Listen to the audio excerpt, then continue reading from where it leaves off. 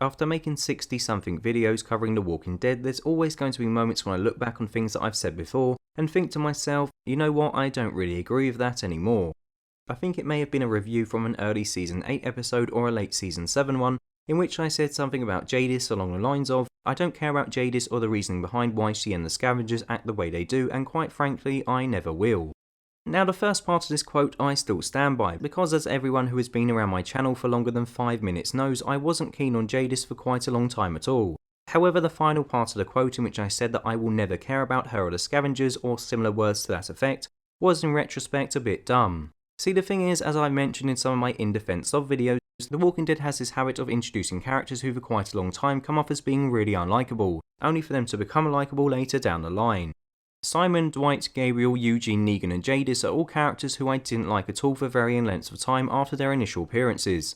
However, I've actually now come around to liking them all. Gabe, for example, was someone who was introduced as a coward, a priest who let his own flock die, who would then go on to betray Rick by telling Deanna that he was a bad man.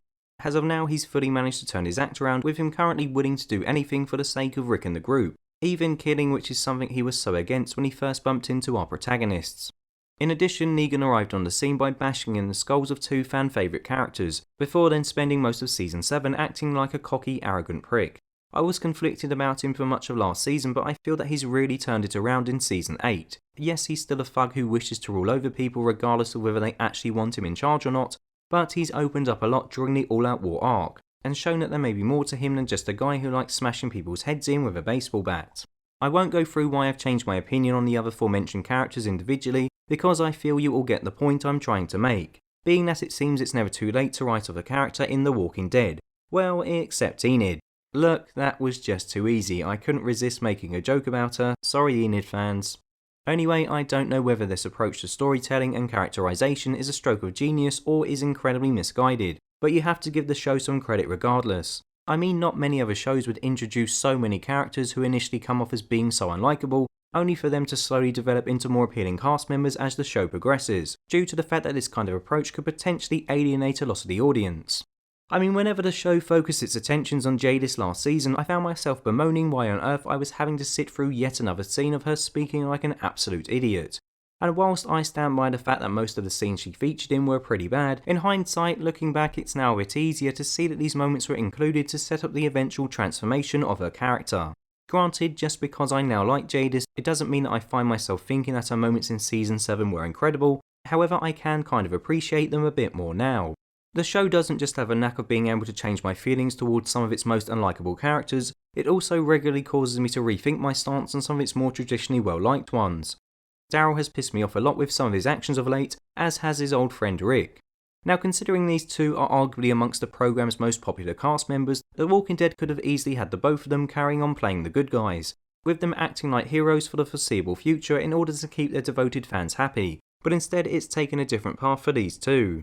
Since his arrival in Alexandria, Rick has grown weary of other people who are outside his core group, which is understandable considering he had to kill his best friend, defeat the governor, mutilate a cannibal, and bite a chunk out of a claimer's neck to get there. Rick doesn't take any chances anymore. He's witnessed how evil man can be firsthand, and now he'd rather murder anyone he deems as being a threat rather than giving them the chance to screw him over later down the line. Similarly, Daryl is also in pretty much the same situation as Rick. I mean, I found it shocking when he beat Fat Joey to death back in Season 7 because to me at the time it didn't seem like something he would do, and I'm right in suggesting that a Daryl of old wouldn't do that, but he's changed.